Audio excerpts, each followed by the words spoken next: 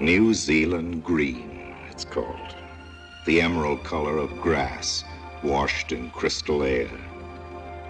That tourist with a camera, he's Jim Parry. He owns a service station in Sacramento, California, USA.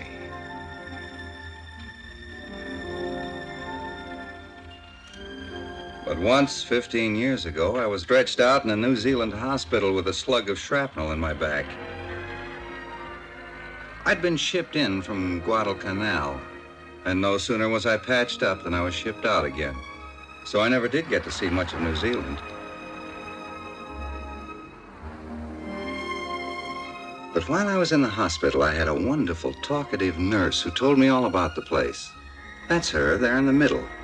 Married now, you had to expect that. In fact, that's her husband driving. I told her I'd make it back someday to see if she'd strung me along about all the things I never got to see, like Scotch broom growing wild by the road, and the great South Island sheep ranches. Sheep ranches to me, she kept calling them sheep stations.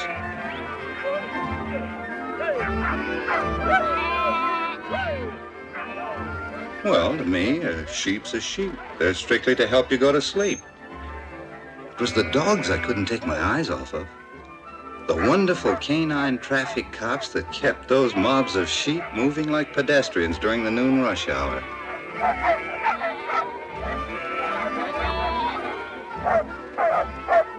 She'd talk about how pretty the valleys were, too, particularly after a rain. She won't get any argument about that from me. And I'll have to go along with her about the Canterbury Plains. True English countryside. Farmlands as neat and geometrical as the ones in Sussex or Kent.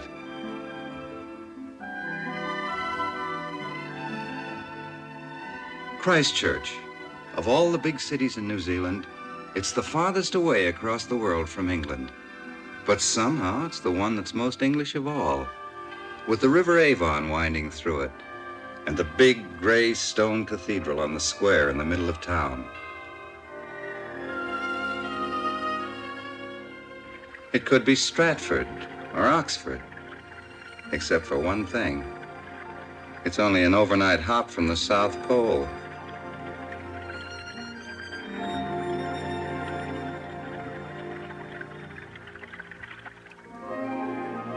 My ex-nurse used to talk about the body of water they'd named for a British duke who won a big battle once, Marlborough Sound.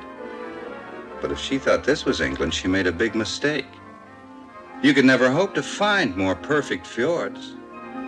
This was pure Norway if I ever saw it.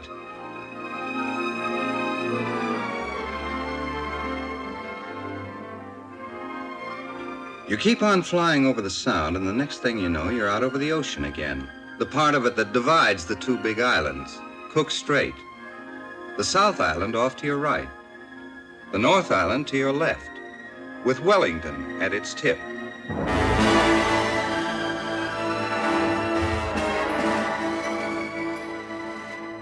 Wellington. That's the one spot I did get to see when I was here before, and many another ex-GI could say the same. This was a big jumping-off place for the campaigns of the South Pacific. Today, Wellington's a mighty lively town. It's the capital city, about 150,000 people.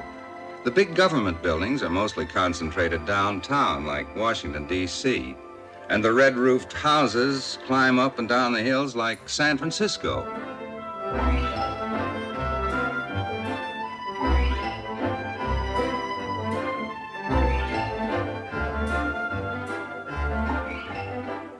There's a big rivalry between Wellington and the North Island's other big city, Auckland. If Wellingtonians are proud of being the capital of New Zealand, well, Aucklanders have their harbor to sound off about. That nurse of mine said during the war, you couldn't have seen the water for the navies. Transports, cruisers, and battle wagons of all the Allies.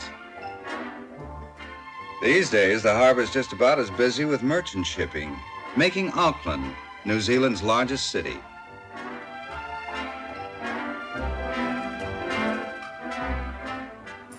Buzzing it, I kept thinking of San Diego or New Orleans. And it was hard to remember I was still flying over what the New Zealanders kept on calling another England.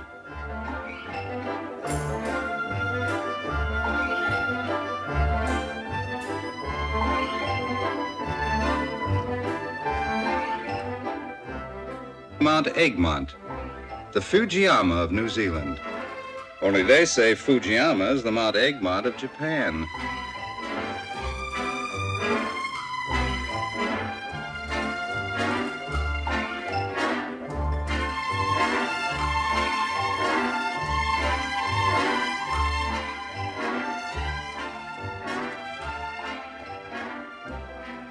By the time we got to the lake country in the North Highland, I knew this wasn't just a transplanted England.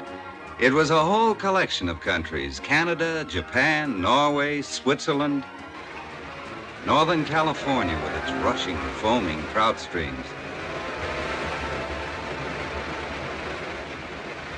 For 15 years I'd been bothered by the stories that nurse had told me of how big those New Zealand trout were. I wanted to see for myself.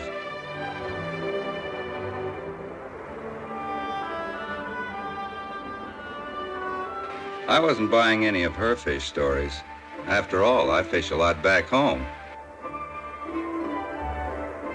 When I hooked this one, I knew he wasn't a trout.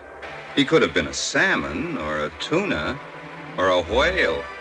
Even in California, there's a limit to the size of a trout.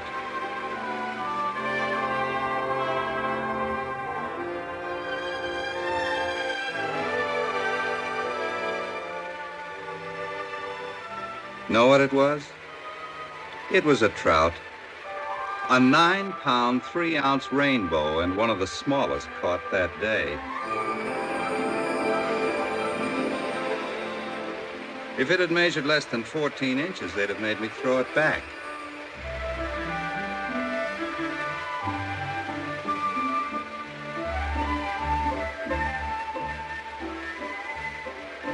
Wait till I show this snapshot to the guys I go fishing with back home.